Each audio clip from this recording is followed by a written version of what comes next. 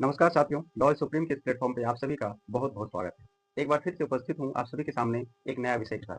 दोस्तों, आज हम बहुत ही गंभीर विषय पर बात करने वाले हैं। ऐसा विषय जिसे कानून का मायाजाल भी कहा जाता है। एक ऐसा कानून जिसे लोकतंत्र का प्राण कहा जाता है, जो लोकतंत्र की परिभाषा को ही सत्यापित करता है। लोकतंत्र का जो परिभाषा है, जनता का, जनता के द्वारा तथा जनता के लिए चलाया गया शासन, उसे सही मायने में यही कानून सत्यापित करता है। एक ऐसा विषय जिसके बारे में देश के हर नागरिक को जानना चाहिए, चाहे आप स्टूडेंट हो, वर्किंग प्रोफेशनल हो या देश का एक आम नागरिक ही क्यों ना हो। आप सभी के लिए आज का ये वीडियो बहुत ही इंपॉर्टेंट होने वाला है।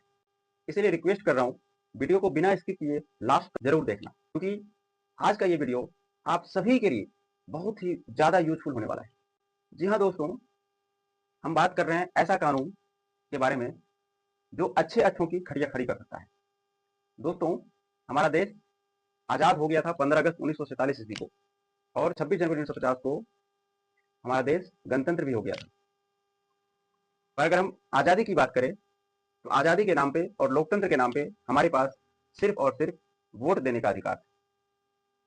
पर यह कानून केवल वोट देने का अधिकार तक ही सीमित नहीं रखता है, बल्कि आपको अधिकार देता है सरकार से सवाल करने का, सरकार के किसी भी विभाग से सवाल करने का, उससे जवाब मांगने का। लोकतंत्र का सही मतलब क्या है? लोकतंत्र का सही मतलब है कि लोकतंत्र में, लोकतांत्रिक शासन व्यवस्था में जनता ही मालिक होता है, जनता का ही शासन होता है, जनता के द्वारा ही चलाया जाता है, जनता के लिए ही होता है। तो अगर सिर्फ वोट देने का अधिकार तक सीमित रखेंगे हम, तो वो लोकतंत्र नहीं हुआ ना। लोकतंत्र तभी होगा जब सही मायने में जनता का शासन होगा, जब सही मायने में जनता को यह अधिकार होगा कि उसका टैक्स का पैसा कहाँ जा रहा है, वो जो टैक्स पे कर रहा है सरकार के पास, उसके टैक्स के पैसों को सही यूज किया जा रहा है कि नहीं किया जा रहा है, कहीं उसके टैक्स के पैसों से भ्रष्टाचार तो नहीं हो रहा है। तो 15 अगस्त 1947 को देश आजाद हो गया और 26 जनवरी 1950 को देश गणतंत्र भी हो गया। परंतु सही मायने में अगर हम आजादी की बात करें तो हमें 2005 को आजादी मिली। 2005 को हमें सिर्फ वोट देने का अधिकार नहीं, बल्कि सरकार से सवाल करने का अधिकार मिला, सरकार के किसी भी विभाग से सवाल करने का अधिकार मिला। जी हाँ दोस्तों, हम बात कर रहे हैं आज आरटीआई एक्ट के बारे में, सूचना का अधिकार अधिनियम 2005 के बारे में। आज का ये वीडियो आप सभी के लिए बहुत ही इंपॉर्टेंट होने वाला है, और हो सकता है कि आज का ये वीडियो थोड़ा लंबा भी हो जाए, क्योंकि आज हम इस वीडियो में सूचना का अधिकार अधिनियम 2005 के बारे में सब कुछ आपके साथ शेयर करने वाला हूँ। सूचना का अधिकार अधिनियम 2005 का इतिहास क्या है, सूचना का अधिकार आखिर है क्या, ये पूरे देश भर में कब लागू हुआ, सूचना का अधिकार अधिनियम के दायरे में कौन कौन से विभाग आते हैं, क्या हम केवल सरकारी विभाग से अपना सवाल कर सकते हैं या निजी विभागों से भी हम सवाल कर सकते हैं।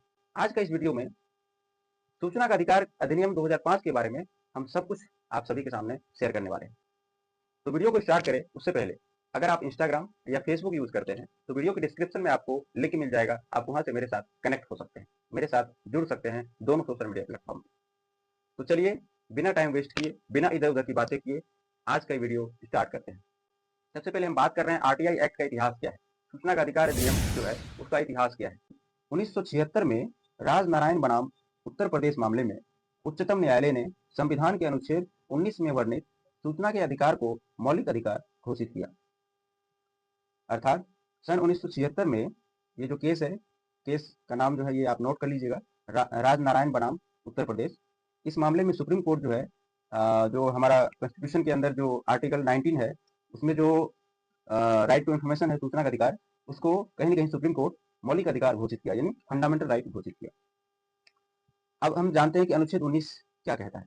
अनुच्छेद 19 के अनुसार देश के हर नागरिक को बोलने और अभिव्यक्त करने का अधिकार है। उच्चतम न्यायालय ने कहा कि लोग जब तक जानेगी नहीं तब तक अभिव्यक्त नहीं कर सकते। बहुत अच्छा है, बहुत अच्छा स्टेटमेंट है सुप्रीम कोर्ट का, कि जब तक लोगों को जानकारी नहीं होगी तब तक लोग अभिव्यक्त कैसे कर सकते हैं। सन 2005 में देश की संसद ने एक कानून पारित किया जिसे सूचना का अधिकार अधिनियम 2005 के नाम से जाना जाता है। जैसा कि मैंने आप सभी को पहले भी बताया कि 2005 में जो है देश का जो संसद है वो एक कानून पारित किया, और जिसका नाम दिया गया सूचना का अधिकार अधिनियम 2005। इस अधिनियम में व्यवस्था की गई कि किस प्रकार नागरिक सरकार से सूचना मांगेंगे और किस प्रकार सरकार जवाबदेह होगी। मतलब ये जो आरटीआई एक्ट है, इसमें सारे चीजों की व्यवस्था की गई है कि किस प्रकार देश का आम नागरिक सरकार के किसी भी विभाग से सूचना मांगेंगे और सरकार जो है इसके लिए किस प्रकार जवाबदेह होगी। तो जैसा कि आप सभी ने देखा कि जो आरटीआई एक्ट है, ये जो हमारा सूचना का अधिकार अधिनियम 2005 है, इसका इतिहास क्या है। 1976 में सुप्रीम कोर्ट के अंदर जब एक केस गया, तो उस केस में सुप्रीम कोर्ट ने ये फैसला किया, सुप्रीम कोर्ट ने ये घोषित किया, ये जो आर्टिकल 19 है कॉन्स्टिट्यूशन के अंदर, इसमें जो राइट टू इन्फॉर्मेशन है, सूचना का अधिकार जो है, इसके तहत लोगों को बोलने का अधिकार तथा अभिव्यक्त करने का अधिकार ऑलरेडी है, लेकिन लोगों को जानकारी नहीं थी इसके बारे में, लोगों के अंदर जागरूकता नहीं थी। तो सन 1976 में जो है सुप्रीम कोर्ट ये जो राइट टू इन्फॉर्मेशन है, सूचना का अधिकार, इसको मौलिक अधिकार के रूप में घोषित कर दिया। और उसके बाद सन 2005 में देश की संसद पार्लियामेंट में एक कानून को पारित किया गया जिसका नाम दिया गया सूचना का अधिकार अधिनियम 2005। ये सूचना का अधिकार अधिनियम 2005 है, ये आखिर है क्या, मतलब आरटीआई एक्ट क्या है। यह एक कानून है जो 2005 में देश की संसद ने पास किया। यह देश के हर नागरिक को अधिकार देता है कि वह सरकार से सूचना मांगने के लिए उससे कोई सवाल पूछ सकता है, किसी भी सरकारी दस्तावेज का निरीक्षण कर सकता है और उनकी फोटोकॉपी ले सकता है। क्या बात है, बताइए, एक ऐसा कानून जो आपको अधिकार देता है, जो देश के हर नागरिक को, यहाँ तक कि जो पंक्ति में सबसे अंतिम में खड़ा है, जो देश का एक आम नागरिक है, उसको भी एक अधिकार देता है कि सरकार के किसी भी विभाग से सवाल कर सकता है, उसका निरीक्षण कर सकता है, तथा जो डॉक्यूमेंट है, सरकारी कागजात है, सरकारी दस्तावेज है, उसका कॉपी भी ले सकता है। कितना अच्छा कानून है। कि सूचना का अधिकार अधिनियम है, ये लागू कब हुआ? दोस्तों, सूचना का अधिकार अधिनियम पूरे देश भर में 12 अक्टूबर 2005 से लागू हो चुका है। अब सवाल है कि सूचना का अधिकार अधिनियम जो है देश के हर नागरिक को मुख्य रूप से कितने अधिकार देता है? तो सूचना का अधिकार अधिनियम देश के हर नागरिक को मुख्य रूप से 5 अधिकार देता है। पहला अधिकार, सरकार से कोई भी सवाल पूछ सकते हैं या कोई भी सूचना ले सकते हैं। दूसरा, किसी भी सरकारी दस्तावेज का प्रमाणित प्रति ले सकते हैं। तीसरा पॉइंट, किसी भी सरकारी दस्तावेज की जांच कर सकते हैं, निरीक्षण कर सकते हैं। क्या बात है। किसी भी सरकारी काम की जांच कर सकते हैं। मान लीजिए कहीं पे कोई सड़क बन रहा है तो आप उसका जांच करवा सकते हैं, जांच कर सकते हैं, खुद से भी जांच कर सकते हैं या सवाल भी कर सकते हैं। किसी भी, पांचवा पॉइंट है, किसी भी सरकारी काम में इस्तेमाल सामग्री का प्रमाणित नमूना ले सकते हैं।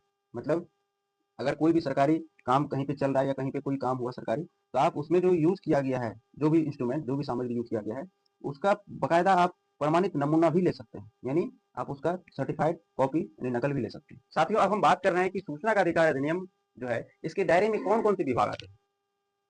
कई लोगों के मन में ये प्रश्न होता है, केंद्रीय सूचना का अधिकार अधिनियम पूरे देश में लागू है। ऐसे सभी निकाय, लोक का गठन संविधान के तहत या उसके अधीन किसी नियम के तहत या सरकार के किसी अधिसूचना के तहत हुआ है, इसके दायरे में आते हैं। साथ ही साथ वे सभी इकाइयां जो सरकार के स्वामित्व में है, सरकार के द्वारा नियंत्रित है अथवा सरकार के द्वारा पूर्ण या आंशिक रूप से वित्त पोषित है। इस पॉइंट के माध्यम से हम आप सभी को बताना चाह रहे हैं कि जो सूचना का अधिकार अधिनियम 2005 है, इसके दायरे में जितने भी सरकारी विभाग है, जितने भी सरकारी कार्यालय है, वो सभी आते हैं। जैसे सरकारी बैंक, सरकारी स्कूल, सरकारी कार्यालय, रेलवे इत्यादि जितने भी सरकारी कार्यालय है, सरकारी विभाग है, वो सारे के सारे जो है इसके तहत, इसके दायरे में आते हैं। और इसके साथ ही साथ अगर कोई निजी कार्यालय है या निजी संस्था है और वो कहीं ना कहीं सरकारी संस्था से उसको मान्यता प्राप्त है, तो भी वो भी उसके दायरे में आते हैं। अगर कोई प्राइवेट कंपनी है और सरकार का उसमें स्वामित्व है या सरकार उसको कुछ परसेंट सरकार का भी उस पर वित्तीय पोषित है, यानी सरकार भी उसको कहीं ना कहीं फिनेंशियली सपोर्ट कर रहा है, तो उस सिचुएशन में जो निजी संस्था है वो भी इसके दायरे में आ जाता है। सिंपली आप ये समझ लीजिए, ये सूचना का अधिकार अधिनियम 2005 है, इसके दायरे में जितने भी सरकारी विभाग है, सरकारी कार्यालय है, सरकारी बैंक है, सरकारी रेलवे है, जितने भी सरकारी कार्यालय है, वो सभी तो आते ही आते हैं। इसके साथ ही साथ जो निजी संस्था है या निजी कार्यालय है, अगर उसको सरकारी विभाग से मान्यता प्राप्त है या सरकार उसको फिनेंशियली सपोर्ट कर रहा है, ठीक है, या कहीं ना कहीं आंशिक रूप से भी अगर वो सरकार से वित्तीय पोषित है, उस सिचुएशन में वो जो निजी संस्था है या निजी कार्यालय है, वो भी इस आरटीआई एक्ट के दायरे में आते हैं। मान लीजिए आपके मन में एक सवाल होगा कि क्या मैं किसी प्राइवेट कंपनी से सूचना मांग सकता हूं? तो देखिए, आप किसी निजी कंपनी से सीधी सीधी सूचना नहीं मांग सकते हैं। लेकिन आप किसी ऐसे सरकारी विभाग के पास आवेदन कर सकते हैं जिसके पास किसी अन्य कानून के तहत उस कंपनी से वह सूचना मांगने का अधिकार है। देखिए, इस पॉइंट का मतलब यह है कि आप प्राइवेट कंपनी से या प्राइवेट इंस्टीट्यूट से या प्राइवेट ऑफिस से भी सूचना मांग सकते हैं, लेकिन आप डायरेक्ट रूप से नहीं मांग सकते हैं। जो सरकारी विभाग है या सरकारी कार्यालय है, वहां तो आप डायरेक्ट यानी प्रत्यक्ष रूप से सूचना मांग सकते हैं या सवाल कर सकते हैं, निरीक्षण कर सकते हैं।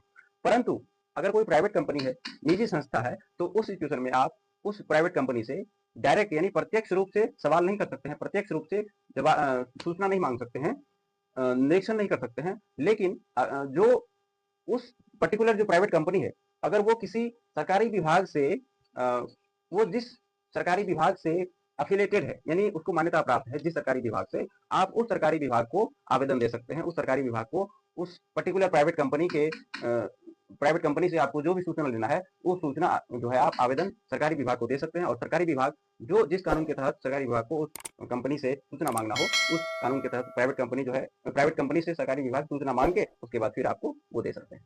यानी अगर आपको सरकारी विभाग से सूचना चाहिए तो आप डायरेक्ट सरकारी विभाग से सूचना मांग सकते हैं, लेकिन अगर किसी प्राइवेट कंपनी या प्राइवेट इंस्टीट्यूट से सूचना चाहिए तो आप पहले वो जो प्राइवेट कंपनी जिस सरकारी विभाग से जुड़ा हुआ है, जिस सरकारी विभाग से उसको मान्यता प्राप्त है, आप उस सरकारी विभाग को आवेदन दे सकते हैं, और सरकारी विभाग उस कंपनी से सूचना प्राप्त करके फिर आपको वो प्रोवाइड कर देंगे। यानी आप अप्रत्यक्ष रूप से प्राइवेट कंपनी से भी सूचना मांग सकते हैं, दस्तावेज ले सकते हैं, दस्तावेजों का निरीक्षण कर सकते हैं, ठीक है, दस्तावेजों का प्रति कॉपी ले सकते हैं। उम्मीद करता हूं कि आप सभी को कहीं न कहीं ये सारी चीजें समझ में आ रही हैं। अब सवाल है कि क्या कोई लोक सूचना अधिकारी मेरा आवेदन अस्वीकार कर सकता है? अब लोक सूचना अधिकारी क्या है भाई? तो आप सभी को बताना चाहूंगा, लोक सूचना अधिकारी यानी पीआईओ, पब्लिक इंफॉर्मेशन ऑफिसर जो होता है, वो कहीं न कहीं जितने भी सरकारी विभाग है, वो हर विभाग में नियुक्त होते हैं लोक सूचना अधिकारी, जिसका काम होता है जो आरटीआई आता है, आरटीआई का जो एप्लीकेशन आता है, सूचना का अधिकार अधिनियम के तहत जितने भी आवेदन आते हैं, उसको निरीक्षण करके उसका जवाब देने का जो काम होता है वो लोक सूचना अधिकारी करते हैं, ठीक है। तो अगली बार से अगर मैं पीआईओ या पब्लिक इंफॉर्मेशन ऑफिसर लोक सूचना अधिकारी बोलूंगा तो आप लोग समझ लीजिएगा कि जो सरकारी विभाग में जो इस पद पर नियुक्त होते हैं लोक सूचना अधिकारी, उसका काम होता है आरटीआई जो एप्लीकेशन है उसका जवाब देना, ठीक है। तो यहाँ पे प्रश्न है कि क्या कोई लोक सूचना अधिकारी मेरा आवेदन अस्वीकार कर सकता है, यानी रिजेक्ट कर सकता है कि एप्लीकेशन? तो देखिए, बिल्कुल भी नहीं। कोई भी लोक सूचना अधिकारी आपका आवेदन अस्वीकार नहीं कर सकता है, वह किसी भी हाल में ऐसा नहीं कर सकता है। यहां तक कि यदि आपके द्वारा मांगी गई सूचना यदि किसी अन्य विभाग से संबंधित है, तो उसे 5 दिन के अंदर आपका आवेदन संबंधित विभाग को भेजना होगा और इसकी सूचना आपको भी देनी होगी। अर्थात अगर कोई लोक सूचना अधिकारी है और आप उस पर्टिकुलर लोक सूचना अधिकारी के पास अपना आरटीआई एप्लीकेशन दिए हो, तो किसी भी सूरत में, किसी भी कंडीशन में जो लोक सूचना अधिकारी है, पीआईओ है, वो आपका आवेदन रिजेक्ट नहीं कर सकता है, वो आपका आवेदन अस्वीकार नहीं कर सकता है। हाँ, अगर आपका जो प्रश्न है, आपका जो आरटीआई एप्लीकेशन है, आवेदन है, अगर वो उसके विभाग से नहीं है, उसके कार्यालय से संबंधित नहीं है, तो जिस कार्यालय या जिस विभाग से संबंधित है आपका आरटीआई एप्लीकेशन, वो उस कार्यालय को, उस सरकारी विभाग को वो फॉरवर्ड कर देगा, वो भी 5 दिन के अंदर अंदर। क्या जन सूचना अधिकारी मुझे सूचना देने से मना कर सकता है? तो जवाब है जी हाँ। इसमें देश की सुरक्षा, रणनीति, वैज्ञानिक व आर्थिक मामले से जुड़ी संवेदनशील सूचनाएं दिए जाने की मनाही है। अर्थात अगर आपका सूचना देश की जो सुरक्षा है, यानी जो डिफेंस सेक्टर है या जो रणनीति है, अगर कोई ऐसा पॉलिसी है सरकार लेके आ रही है जो कि गुप्त रूप से गुप्त रखना आवश्यक है, या कोई वैज्ञानिक गतिविधि है मान लीजिए, ठीक है, या कोई आर्थिक मामले है जैसे बजट वगैरह है, तो अगर इन सब से जुड़ी सूचना है, अगर कोई इस तरह का संवेदनशील सूचना है, तो उस सिचुएशन में जो आपका सूचना है उसको सूचना अधिकारी, जन सूचना अधिकारी जो है, पब्लिक इंफॉर्मेशन ऑफिसर, वो सूचना देने से मना कर सकता है, ठीक है। अब अधिनियम की दूसरी अनुसूची में ऐसी 18 एजेंसियां की सूची है जो सूचना के अधिकार से बाहर रखी गई है, लेकिन फिर भी यदि सूचना भ्रष्टाचार के आरोपों या मानवाधिकार के हनन से जुड़ी है तो उन्हें सूचना देनी पड़ेगी। इसका मतलब यह हुआ है कि जो आरटीआई एक्ट के तहत कुछ 18 एजेंसियां हैं जिसको सूचना के अधिकार अधिनियम के दायरे में नहीं रखी गई है, उससे थोड़ा बाहर रखी गई है, परंतु अगर आपका जो सूचना है वो भ्रष्टाचार का आरोप है, इस विभाग में भी अगर कोई भ्रष्टाचार का आरोप है, या फिर अगर मान लीजिए कि जो ह्यूमन राइट्स है उसे उसका हनन से जुड़ी कोई सूचना है, तो उस सिचुएशन में जो सूचना है उसको देना पड़ेगा, ठीक है। कि सूचना देने के लिए हर विभाग में अलग से अधिकारी है, बिल्कुल है, हर सरकारी विभाग में एक या एक से अधिक अधिकारी लोक सूचना अधिकारी बनाए गए। जितने भी सरकारी विभाग है, जितने भी गवर्नमेंट डिपार्टमेंट है, वो हर डिपार्टमेंट में एक या एक से अधिक जन सूचना अधिकारी बनाया गया है। दूसरा पॉइंट है कि यह वह अधिकारी है जो सूचना के अधिकार के तहत आवेदन स्वीकार करते हैं, जैसा कि मैंने पहले भी आप सभी को बताया। तीसरा पॉइंट है कि मांगी गई सूचना एकत्र करते हैं और उसे आवेदनकर्ता को उपलब्ध कराते हैं। जो मांगी गई सूचना है उसको इकट्ठा करते हैं, एक जगह रखते हैं और जो आवेदन करता है, जो एप्लीकेंट है, उसको जल्द जो समय सीमा है उसके अंदर उसको उपलब्ध कराते हैं। चौथा पॉइंट है कि लोक सूचना अधिकारी को ही जिम्मेदारी है कि वह 30 दिन के अंदर सूचना उपलब्ध कराए। जो पब्लिक इन्फॉर्मेशन ऑफिसर है, पीआईओ, लोक सूचना अधिकारी या जन सूचना अधिकारी, उसको ही ये जिम्मेदारी है, ये उसका रिस्पॉन्सिबिलिटी है कि 30 दिन के भीतर भीतर वो जो आवेदन करता है उसको सूचना उपलब्ध कराए। ठीक है, बात कर रहे हैं अगले पॉइंट पे। यहाँ पे प्रश्न है कि क्या सूचना प्राप्त करने की कोई समय सीमा है? कई लोगों के मन में ये सवाल आता है। तो बिल्कुल जो सूचना प्राप्त करने का जो है वो समय सीमा है। यदि आपने लोक सूचना अधिकारी के पास आवेदन जमा कर दिया है तो आपको हर हाल में 30 दिनों के भीतर सूचना मिल जानी चाहिए। जैसा कि मैंने पहले भी बताया, जिस वक्त आप एप्लीकेशन दोगे, आरटीआई डालोगे, तो उसकी 30 दिन के भीतर आपको जो सूचना है वो मिल जानी चाहिए। यदि आपने आवेदन जानकारी के माध्यम से किया है या सहायक लोक सूचना अधिकारी के पास डाला है तो यह समय सीमा 35 दिनों की होगी। जैसे कि मैंने पहले भी बताया कि यदि आप किसी अलग डिपार्टमेंट में अपना जो एप्लीकेशन है वो भेज दिए हैं, तो उस सिचुएशन में, या मान लीजिए कि जो सूचना आप मांग रहे हैं वो उस विभाग से संबंधित नहीं रखता है, किसी अलग विभाग से, किसी अन्य विभाग से संबंधित रखता है, तो उस सिचुएशन में इसका जो समय सीमा है वो 35 दिनों तक का है। यदि सूचना किसी व्यक्ति के जीवन और स्वतंत्रता को प्रभावित कर सकती है तो सूचना 48 घंटों में उपलब्ध कराई जाएगी। देखिए कितना इंपॉर्टेंट पॉइंट है। यदि जो सूचना मांगी गई है वो किसी की स्वतंत्रता या जीवन से संबंधित है तो उस सिचुएशन में जो इसका समय सीमा होगा वो 48 घंटे होगी। यानी 48 घंटे के अंदर अंदर जो जन सूचना अधिकारी है उसको जवाब देना होगा, आपको जो है सूचना उपलब्ध करानी होगी। इतना मजेदार कानून है, बहुत ही मजा आने वाला है। आप सभी लास्ट तक जरूर बने रहिए। अगला सवाल है कि क्या लोक सूचना अधिकारी द्वारा 30 दिनों के भीतर सूचना न देने पर कार्रवाई होगी? मान लीजिए अगर कोई पीआईओ है, जन सूचना अधिकारी है, अगर वो 30 दिनों के भीतर आपको सूचना उपलब्ध नहीं कराता है तो क्या उसी सूचना में कार्रवाई होगी उसके खिलाफ? बिल्कुल। अगर वो आवेदन देने से मना करता है, तय समय सीमा में सूचना नहीं उपलब्ध कराता है अथवा गलत या भ्रामक जानकारी देता है तो देरी के लिए उस अधिकारी पर 250 रुपए प्रतिदिन के हिसाब से 25,000 तक का जुर्माना उसके वेतन में से काटा जा सकता है। साथ ही उसे सूचना भी देनी होगी। कितना इंटरेस्टिंग पॉइंट है। देखिए थोड़ा सा ध्यान से सुनिएगा आप लोग कि अगर कोई जन सूचना अधिकारी है, अगर वो आवेदन को रिजेक्ट करता है या तय समय सीमा जो है 30 दिन का, अगर उस बीच में जो सूचना है वो उपलब्ध नहीं कराता है या गलत या भ्रामक जानकारी देता है या कोई लेट करता है, तो उस सिचुएशन में क्या होता है कि जो जन सूचना अधिकारी है उसके ऊपर जो 250 रुपया का है पर डे के हिसाब से, और मैक्सिमम जो है 25,000 तक का जुर्माना लगाया जा सकता है, जो कि उसके सैलरी में से कट जाए। कितना इंटरेस्टिंग पॉइंट है। अगला सवाल है कि क्या लोक सूचना अधिकारी पर लगा जुर्माना आवेदक को मिलता है? कई लोगों के मन में ये सवाल होता है कि अगर मान लीजिए जन सूचना अधिकारी को जो है ये जुर्माना लगाया गया, तो वो जो जुर्माना का जो अमाउंट है, जुर्माना का जो पैसा है, क्या वो जो आवेदक है, यानी जो एप्लीकेंट है, जो एप्लीकेशन सबमिट किया है, क्या उसको जुर्माना का जो राशि है वो मिलेगा? तो बिल्कुल नहीं। जुर्माने की जो राशि है वो सरकारी खजाने में जमा होगी। हालांकि धारा 19 के अनुसार आवेदक हर्जाने की मांग कर सकता है। कहने का मतलब हुआ कि जो जुर्माना लगाया जाता है पीआईओ पे, वो जुर्माना का पैसा जो है सरकारी खजाने में जमा होगी। परंतु धारा 19 में इस बात का जिक्र किया गया है कि अगर कोई आवेदक है और वो काफी समय से पहले वो जो है एप्लीकेशन दिया, आरटीआई डाला, ठीक है, उसके बाद उसको जवाब नहीं मिला, फिर वो अपील में फर्स्ट अपील किया, है ना, फर्स्ट अपील करने के बाद भी उसको सूचना प्राप्त नहीं हुआ या कोई भ्रामक जानकारी मिला, तो उस समय वो सेकेंड अपील में गया।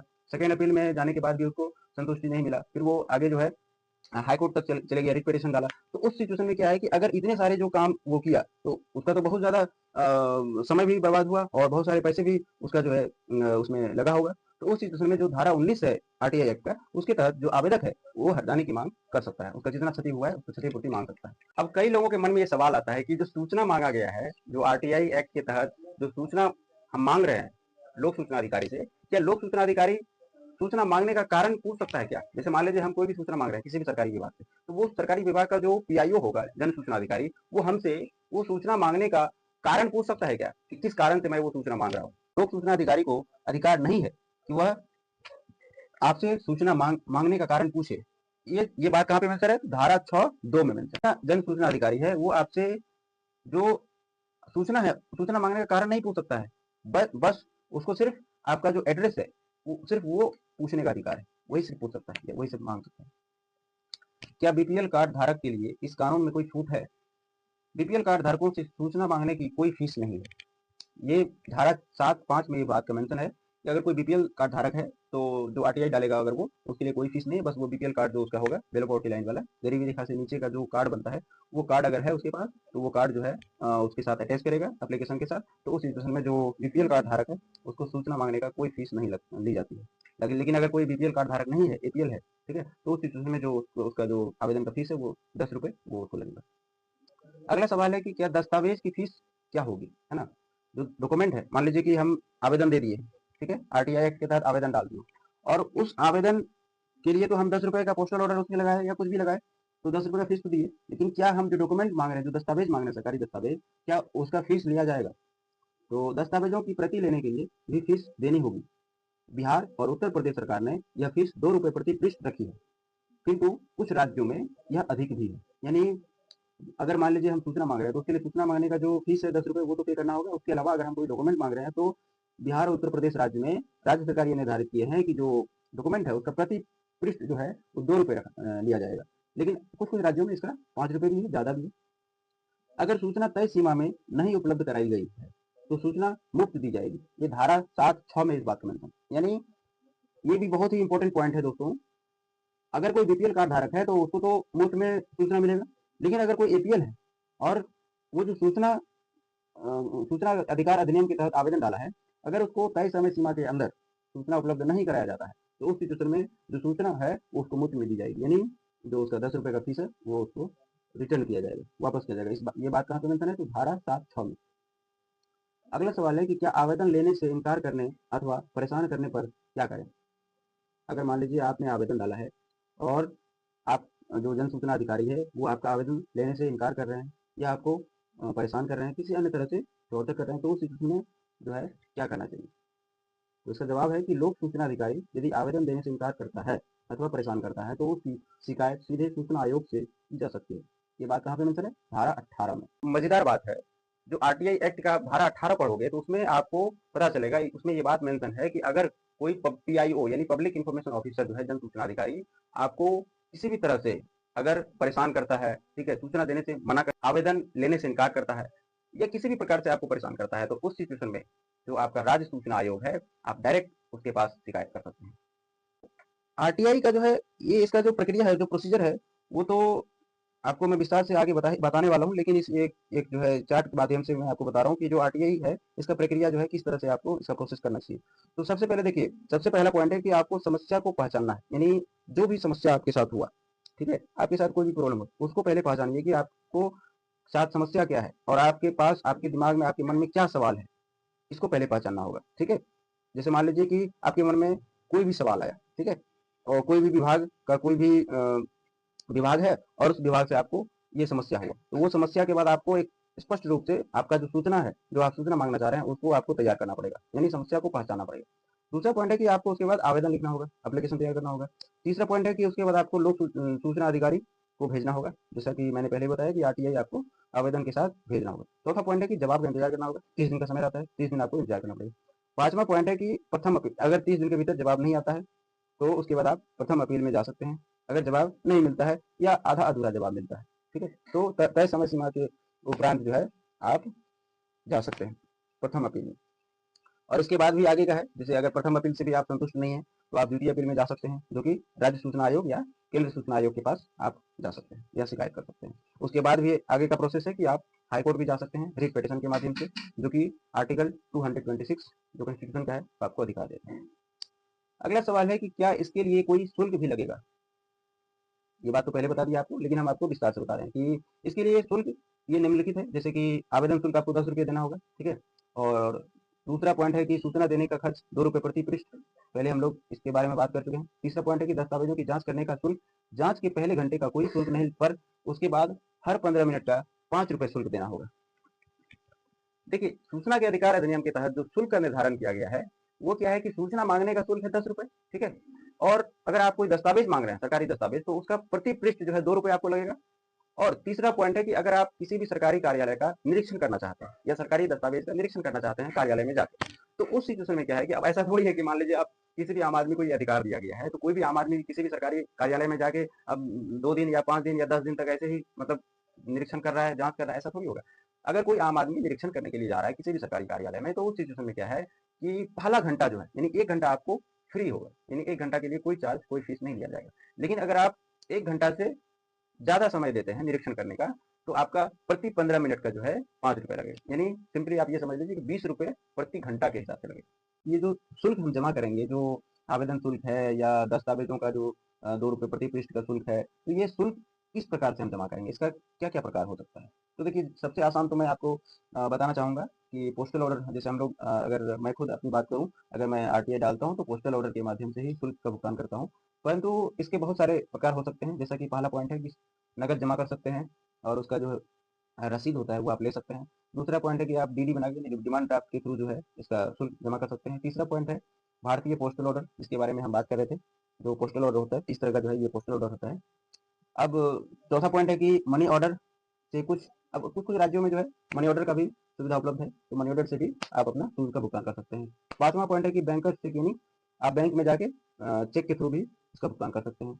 अगला पॉइंट है कि ये जो उपरोक्त सभी संबंधित लोक अधिकारी के पक्ष में, देखिए, आप जो भुगतान करोगे उसका शुल्क, चाहे आवेदन शुल्क है, चाहे किसी भी प्रकार का शुल्क, तो जो जिस विभाग से आप सूचना मांग रहे हो, ठीक है, तो उस विभाग का जो लोक अधिकारी होगा उसके पक्ष में जो है आपको शुल्क का भुगतान करना होगा। इस बात का आपको ध्यान रखना होगा। अब क्या है कि कुछ राज्य सरकारों ने इसके लिए निश्चित खाते खोले हैं। आपको इस खाते में शुल्क जमा करना होता है। इसके लिए स्टेट बैंक में किसी भी शाखा में नगद जमा करके इसकी रसीद आवेदन के साथ नत्थी करनी होती है, या आप उस खाते के पक्ष में दे पोस्टल ऑर्डर या डीडी डिमांड ड्राफ्ट भी आवेदन के साथ संलग्न कर सकते हैं। कहने का मतलब है कि अब कुछ कुछ राज्यों में क्या है कि जो सूचना का अधिकार अधिनियम है, इसके तहत जो शुल्क का भुगतान किया जाता है, इसके लिए एक पर्सनल खाता खोला गया है। तो आप पर्टिकुलर जो है उस स्टेट बैंक में जा सकते हैं और उस जो राज्य का जो सूचना का अधिकार अधिनियम के तहत जो भी खाता खोला गया, उस खाता में डायरेक्ट आप जमा कर सकते हैं और उसका रसीद आप ले सकते हैं और वो रसीद आप आवेदन के साथ अटैच करके उसको आवेदन दे सकते हैं। अगला पॉइंट है कि कुछ राज्यों में आप आवेदन के साथ निर्धारित मूल्य का कोड स्टैंप भी लगा सकते हैं। अब कहीं-कहीं पे ये भी नियम लागू किया गया है कि अगर आप चाहते हैं कि पोस्टल ऑर्डर और ये सब नहीं प्रक्रिया करें, हम डायरेक्ट जो है कोर्ट का जो होता है स्टाम्प, वो स्टाम्प लगा दें उतने रुपए का, तो वो आप वो भी लगा सकते हैं। ठीक है? पूरी जानकारी अगर आपको लेना है, जैसे आप मान लीजिए किसी भी पर्टिकुलर राज्य सूचना आयोग से कोई जवाब मांग रहे हैं, सूचना मांग रहे हैं, तो उस सिचुएशन में जिस राज्य सूचना आयोग से आप जवाब चाहते हैं, उस राज्य सूचना आयोग का जो नियमावली है, सूचना का अधिकार अधिनियम 2005 के तहत जो राज्य सूचना आयोग का नियमावली है, पहले आप उस नियमावली को अच्छे से पढ़ लें, अच्छे से समझ लें, उसके बाद ही पर्टिकुलर जो है सूचना आयोग में आरटीआई डालें। ये सबसे बेहतर होगा आपके लिए। अब कई लोगों के मन में ये सवाल आता है कि यदि गलती से आवेदन दूसरे विभाग में पहुंच जाए तो क्या होगा? कई बार जो है कई लोगों के मन में सवाल आता है कि भाई अगर मान लो कि मैंने अपने हिसाब से सही आवेदन दिया और सही जगह पे भेजा, लेकिन अगर मान लीजिए किसी भी पॉइंट से किसी भी 0.1% अगर गलती से किसी दूसरे विभाग में पहुंच गया आवेदन, तो उस सिचुएशन में क्या होता है? तो उसका जवाब है कि यदि कोई लोक सूचना अधिकारी यह समझता है कि मांगी गई सूचना उसके विभाग से संबंधित नहीं है, तो यह उसका कर्तव्य है, उसकी जिम्मेदारी है कि वह आवेदन को 5 दिन के अंदर संबंधित विभाग को भेजेगा और आवेदक को भी सूचित करेगा। ऐसी स्थिति में सूचना मिलने की समय सीमा 30 की जगह 35 दिन होगी। ये बात कहाँ पे मेंशन है? धारा 6(3) में। आपने अच्छे से आवेदन लिखा और आप अपने हिसाब से जो आपको ठीक लगा, आप उस सरकारी विभाग को अपना आवेदन जो है आरटीआई एक्ट के तहत वो आवेदन आपने भेज दिया। लेकिन अगर मान लो 0.1% भी अगर किसी दूसरे विभाग में आपका आवेदन चला गया है गलती से, मिस्टेक से, तो उस सिचुएशन में जो लोक सूचना अधिकारी होगा उस विभाग में, वो ये जो है उसकी जिम्मेदारी होगी, ये उसका कर्तव्य है कि जो आपका आवेदन है वो जिस विभाग से संबंधित है उस विभाग को वो 5 दिनों के भीतर उसको भेज देगा और इसका जो समय सीमा होगा सूचना देने का वो 30 की जगह 35 दिनों का होगा। और कहीं ना कहीं और ये जो बात है ये मेंशन है कहाँ पे? सूचना का अधिकार अधिनियम की धारा 6(3) में। सबसे अच्छा उपाय ये है कि जिस समय आप अपना आवेदन लिखते हो तो आवेदन के साथ आप एक पॉइंट उसके साथ नीचे में लिख दें, नोट बना के, कि यदि मेरे द्वारा मांगी गई सूचना आपके विभाग से संबंधित नहीं है, तो सूचना का अधिकार अधिनियम की धारा 6(3) के तहत जिस विभाग से संबंधित है आप उस विभाग को भेज दें मेरा आवेदन, और इसके साथ साथ मुझे भी एक कॉपी भेज दें। ये बहुत ही इंपॉर्टेंट पॉइंट है। आप जब भी आवेदन लिखते हो तो उसके नीचे में अगर आपको डाउट है कि वो आपका जो सूचना मांगा गया है वो उस विभाग से संबंधित नहीं रखेगा या आपके मन में कंफ्यूजन है, तो आप उसके नीचे में ये लिख सकते हैं। और अगर नहीं भी लिखोगे तो भी उसका कर्तव्य है, सूचना का अधिकार अधिनियम की धारा 6(3) के तहत ये उसका कर्तव्य है कि जो आपका आवेदन है वो संबंधित विभाग में 5 दिनों के भीतर भेज। सवाल है कि प्रथम अपील जो है क्या होता है। जैसा कि हम पहले बात कर रहे थे कि अगर 30 दिन के भीतर सूचना नहीं मिलता है तो हम प्रथम अपील में जाएंगे, फर्स्ट अपील में। तो क्या होता है, देखिए, यदि लोक सूचना अधिकारी 30 दिन के भीतर यानी 30 दिन के बीत जाने के बाद भी सूचना उपलब्ध नहीं कराता है तो आप संबंधित विभाग के उच्च अधिकारी से शिकायत कर सकते हैं और सूचना दिलाने की मांग कर सकते हैं। इस प्रक्रिया को ही प्रथम अपील कहते हैं, जो कि धारा 19(1) में। देखिए, सूचना का अधिकार अधिनियम 2005 की धारा 19(1) को जब आप पढ़ोगे तो उसमें स्पष्ट रूप से इस बात का जिक्र किया गया है, ये बात मेंशन है उसमें, प्रथम अपील जो है क्या है और प्रथम अपील किस सिचुएशन में आपको करना चाहिए। सबसे पहले देखिए, आपने आरटीआई डाला, आरटीआई एप्लीकेशन भेज दिया लोक सूचना अधिकारी के पास और आपको 30 दिन तक का वेट करना पड़ता है। यदि किसी भी कारण से 30 दिन के अंदर अंदर आपको सूचना उपलब्ध नहीं कराया जाता है या आपको आधा अधूरा सूचना मिलता है या आपको भ्रामक जानकारी मिलता है, मिसलीड करने का काम करता है, किसी भी प्रकार से अगर आप 30 दिन तक में भी असंतुष्ट हैं तो उस सिचुएशन में जो है आप प्रथम अपील में जा सकते हैं। प्रथम अपील उसी विभाग के उसके सीनियर ऑफिसर के पास प्रथम अपील कर सकते हैं। इसे ही हम प्रथम अपील कहते हैं, यानी फर्स्ट अपील कहते हैं। और ये कहाँ मेंशन है, सूचना का अधिकार अधिनियम 2005 की धारा 19(1). अगर मान लो प्रथम अपील ये प्रथम अपील के बाद भी अगर सेटिस्फेक्शन नहीं मिला, संतुष्टि नहीं है, तो उस सिचुएशन में जो है क्या करना चाहिए, आपके द्वारा यदि उक्त विभाग के उच्च अधिकारी से शिकायत करने के बाद भी सूचना प्राप्त नहीं होता है तो आप राज्य सूचना आयोग में द्वितीय अपील के तहत आवेदन कर शिकायत कर सकते हैं या दंडात्मक कार्यवाही की मांग कर सकते हैं। इस प्रक्रिया को ही द्वितीय अपील कहते हैं। धारा 19(3) में इस बात का जिक्र किया गया। आपने आरटीआई एप्लीकेशन भेजा लोक सूचना अधिकारी के पास और आप 30 दिन का वेट किए और 30 दिन तक में भी आपको सूचना उपलब्ध नहीं कराया गया या आधा अधूरा सूचना उपलब्ध कराया गया, आप संतुष्ट नहीं हुए, तो आप क्या किए, आप उसी विभाग के जो सीनियर ऑफिसर है उसके पास प्रथम अपील में के तहत आवेदन दिए। प्रथम अपील जो है आप धारा 19(1) के तहत दिए और उसके बाद जो है आपको लगभग कुछ समय का वेट करना पड़ा। उसके बाद भी अगर सूचना उपलब्ध नहीं कराया जाता है या आपको किसी भी प्रकार से मिसलीड करता है या आपको संतुष्टि नहीं मिला वहां जाने के बाद भी, तो उस सिचुएशन में जो और एक ऑप्शन है कि आप जो है, अगर आपका सूचना जो है राज्य सूचना आयोग से संबंधित है तो आप राज्य सूचना आयोग के पास सेकेंड अपील यानी द्वितीय अपील के तहत आवेदन कर सकते हो, उसके खिलाफ शिकायत कर सकते हो। यदि आपका सूचना केंद्र सरकार से संबंधित है, केंद्र सरकार के किसी विभाग से संबंधित है, तो आप केंद्र सूचना आयोग में सेकेंड अपील के तहत जो है आवेदन दे सकते हो, उस पर्टिकुलर जो है ऑफिसर के खिलाफ शिकायत दर्ज कर सकते हो। इसी प्रक्रिया को कहते हैं सेकेंड अपील यानी द्वितीय अपील। और ये कहाँ पे मेंशन है, सूचना का अधिकार अधिनियम 2005 की धारा 19(3) में।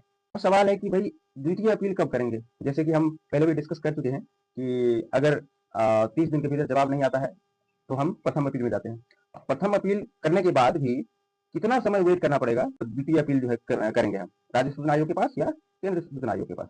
तो देखिए, यदि आप प्रथम अपील से भी संतुष्ट नहीं होते हैं तो दूसरी अपील 60 दिनों के भीतर केंद्रीय या राज्य सूचना आयोग जिससे संबंधित हो के पास करनी होती है। धारा 19(3) में देखिए, धारा 19(3) में ही इस बात का मेंशन है कि यदि आप प्रथम अपील से भी संतुष्ट नहीं है तो आपका जो मांगी गई सूचना का जो भी ब्यौरा है, अगर वो केंद्र सरकार से संबंधित है चाहे राज्य सरकार से संबंधित है, तो केंद्र सूचना आयोग या राज्य सूचना आयोग में आप धारा 19(3) के तहत ही द्वितीय अपील में जा सकते हैं। और इसका समय क्या होगा, जिस समय आप प्रथम अपील का आवेदन देते हैं उसके 60 दिनों के भीतर, यानी 60 दिन तक में भी अगर आपको जवाब नहीं मिलता है या आप संतुष्ट नहीं होते हैं तो उसके सिचुएशन में आप सूचना आयोग के पास जो है आवेदन दे सकते हैं, उसके खिलाफ शिकायत कर सकते हैं। तो टाइम पीरियड होगा वो 60 दिनों का। साथ ही मैं आप सभी को एक इंपॉर्टेंट पॉइंट बताना चाहूंगा। देखिए, सबसे पहले जो मैंने आपको पहले बताया था आरटीआई का जो प्रोसेस है, आरटीआई का जो प्रक्रिया है, उसका मैंने शॉर्ट में आपको चार्ट के माध्यम से बताया था कि सबसे पहले आपको जो है समस्या को पहचानना है कि आपको किस विभाग से समस्या है और क्या समस्या है, आपका प्रश्न क्या है। आप अपने प्रश्नों को जो है सटीक ढंग से जो है तैयार कर लें, ठीक है। उसके बाद आप आरटीआई एप्लीकेशन का जो फॉर्मेट है वो उस फॉर्मेट में अपना आवेदन जो है तैयार कर लें, या नहीं तो आप वेबसाइट पे ऑनलाइन जो है आप पीडीएफ डाउनलोड करके उसको जो है प्रिंट निकलवा के वो सारा जो डिटेल है वो फिल कर दें। तो ये हो गया आपको एप्लीकेशन तैयार करके उसके बाद आरटीआई भेज देना। आरटीआई भेजने के बाद आपको 30 दिन का वेट करना पड़ा और 30 दिन के भीतर अगर जवाब नहीं आता है, किसी प्रकार से आप असंतुष्ट हैं, तो आप प्रथम अपील में जाते हैं उसके सीनियर ऑफिसर के पास। यदि आप प्रथम अपील से भी संतुष्ट नहीं है तो आप 60 दिनों के भीतर, 60 दिनों के बाद जो है आप सेकेंड अपील में जाते हैं सूचना आयोग के पास। अब सवाल है कि यदि आप सूचना आयोग के पास भी आवेदन दिए, शिकायत दर्ज किए और वहां से भी आप संतुष्ट नहीं होते, तो उस सिचुएशन में आपको क्या करना चाहिए। तो मैं इसमें एक कदम आगे बता रहा हूँ आपको। यदि आप किसी भी कारण से द्वितीय अपील में गए धारा 19(3) के तहत और द्वितीय अपील में जाने के बाद भी अगर आप संतुष्ट नहीं होते हैं तो आपके पास एक और अधिकार है हमारे संविधान में, जो अनुच्छेद 226 है यानी आर्टिकल 226, उसके तहत आप डायरेक्ट जो है हाईकोर्ट में रिट पिटीशन फाइल कर सकते हैं सूचना आयोग के खिलाफ।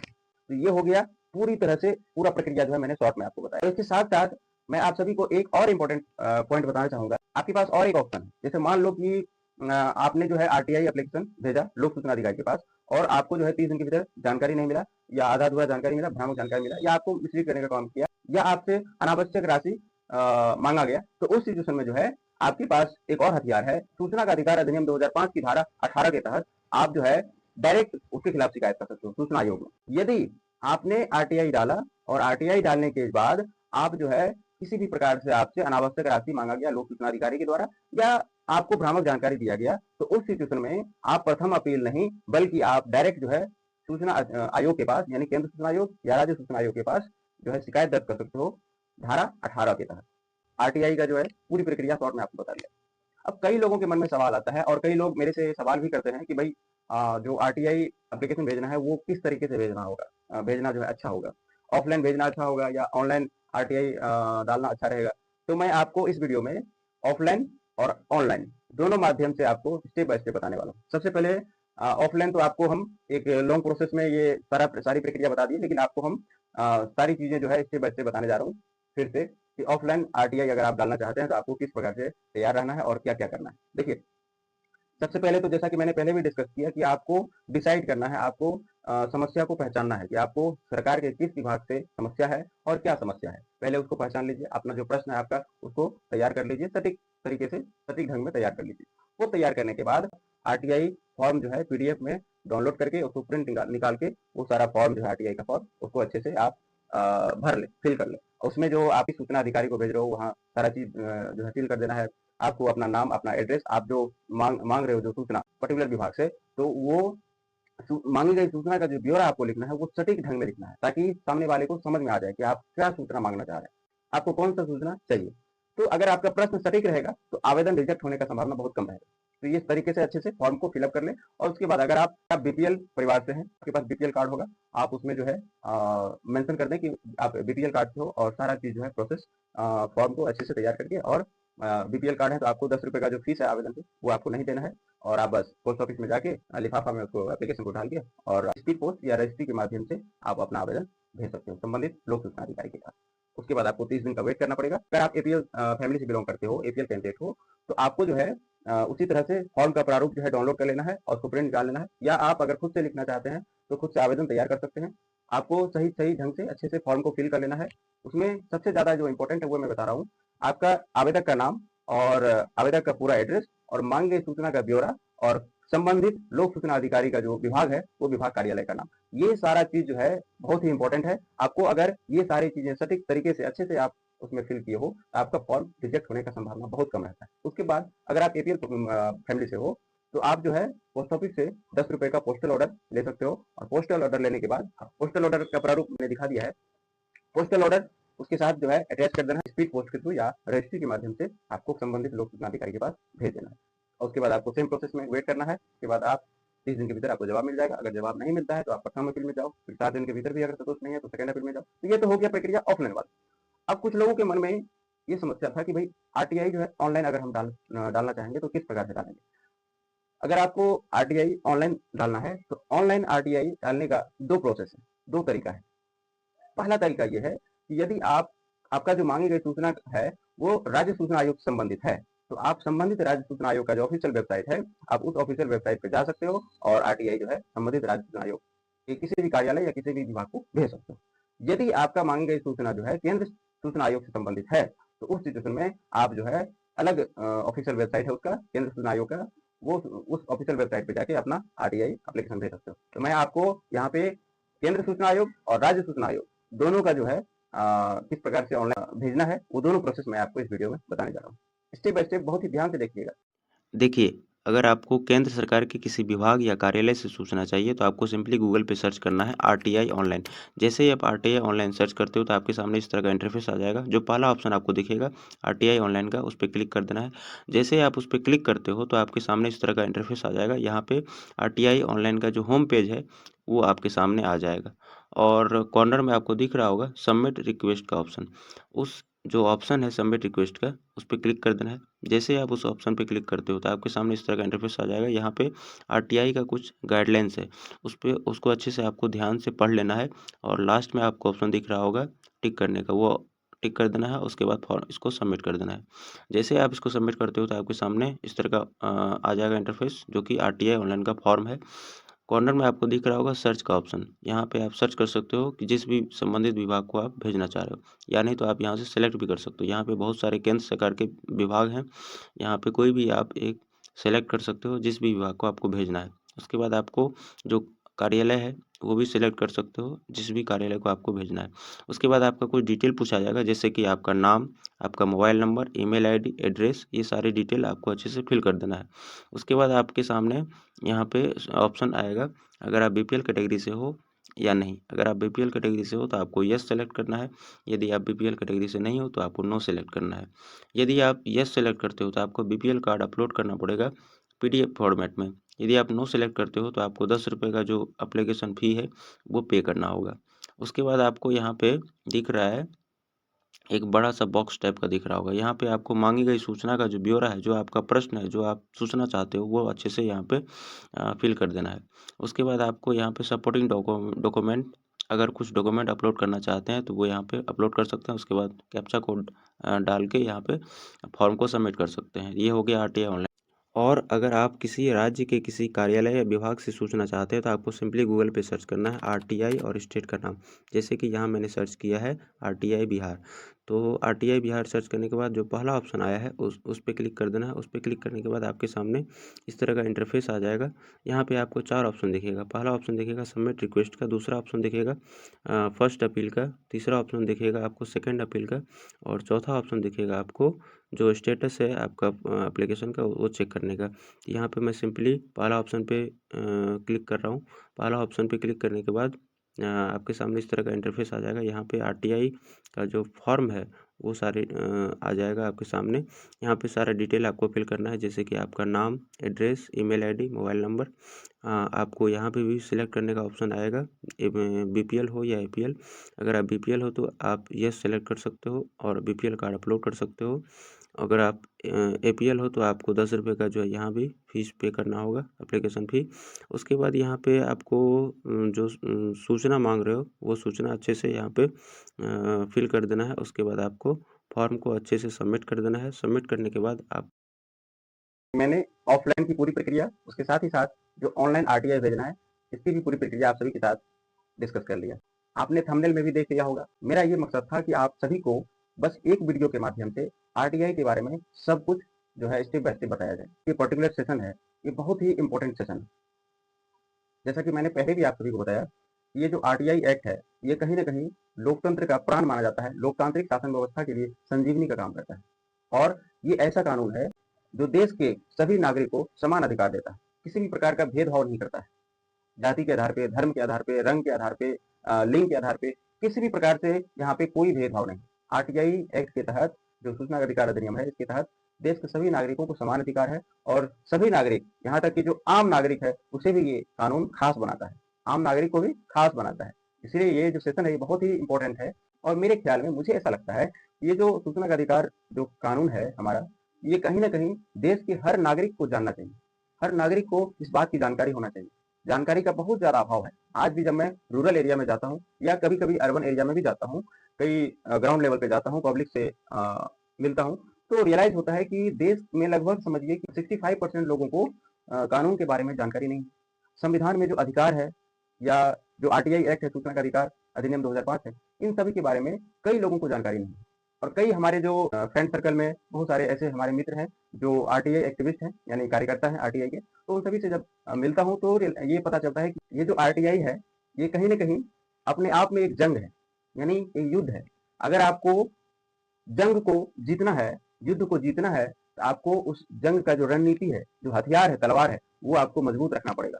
ठीक उसी प्रकार यदि आपको आरटीआई का जंग में जीतना है, यानी आरटीआई, आप चाहते हो कि आपका आरटीआई एप्लीकेशन का जवाब समय पर मिल जाए, आपका आवेदन रिजेक्ट नहीं हो, तो आपको सबसे पहले जो उस पर्टिकुलर राज्य सूचना आयोग या केंद्र सूचना आयोग, जिस भी संबंधित सूचना आयोग के पास आप आवेदन भेज रहे हो, तो उस पर्टिकुलर जो है सूचना आयोग का जो नियमावली है, जैसे मान लो कि आप यूपी स्टेट के अंदर यूपी राज्य सूचना आयोग के पास आरटीआई आवेदन दे रहे हो, बिहार सूचना आयोग के किसी सरकारी विभाग के पास जो है आवेदन दे रहे हो, तो आपको सबसे पहले पर्टिकुलर उस राज्य का जो आरटीआई एक्ट के जो नियमावली है, वो आपको नियमावली को अच्छे से पढ़ लेना है। उसके बाद ही आप संबंधित राज्य सूचना आयोग चाहे केंद्र सूचना आयोग में आरटीआई आवेदन दो, तो कहीं ना कहीं आपका फॉर्म रिजेक्ट होने का संभावना बहुत कम रहेगा। ठीक है, क्योंकि जंग में अगर आपको मालूम रहेगा कि आपको किस प्रकार का हथियार इस्तेमाल करना है और किस तरह से आपको तैयार रहना है, तो आपका विजय निश्चित होगा।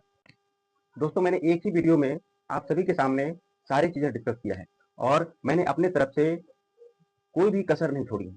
आरटीआई के बारे में, आरटीआई एक्ट जो है 2005 का, सूचना का अधिकार अधिनियम 2005, इसके बारे में सारी जानकारी स्टेप बाय स्टेप आप सभी के सामने डिस्कस किया है।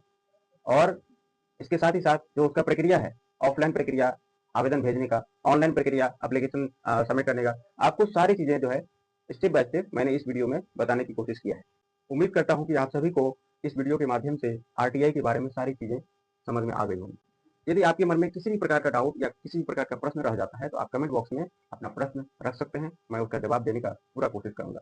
इसके साथ ही अगर वीडियो आप सभी को 0.1% भी यूजफुल लगा हो, तो वीडियो को लाइक कर देना, और अगर चैनल पे पहली बार आए हो और अभी तक सब्सक्राइब नहीं किया हो, तो प्लीज सब्सक्राइब कर देना और अपने दोस्तों के साथ शेयर जरूर करना।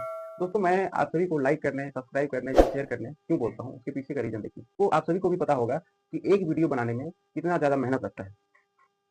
एक वीडियो बनाने में कम से कम 2 या 3 दिन का समय लगता है और बहुत ज़्यादा मेहनत लगता है। ठीक है, अगर आप सभी का सपोर्ट मिल जाता है, तो कहीं ना कहीं कॉन्फिडेंस लेवल बढ़ता है, मोटिवेशन मिलता है और आगे इस पर्टिकुलर प्लेटफॉर्म पे काम करने का बहुत ज़्यादा जिज्ञासा जो है बढ़ जाता है। और भरोसा रखिए, आने वाले समय में आप सभी के लिए बेस्ट प्लेटफॉर्म बनाने की पूरा कोशिश करूंगा।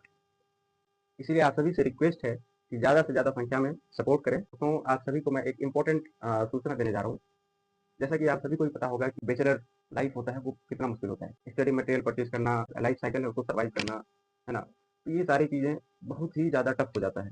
आप सभी को ईमानदारी से बताने जा रहा हूँ, अभी मैं जो भी काम कर रहा हूँ, वो कहीं से भी मेरा कोई सोर्स ऑफ इनकम नहीं है। और आप सभी को पता भी होगा कि हमारा जो प्लेटफॉर्म है, वो सारा का सारा जो है निःशुल्क है। यहाँ पे कोई किसी भी प्रकार का फीस या चार्ज नहीं किया जाता है।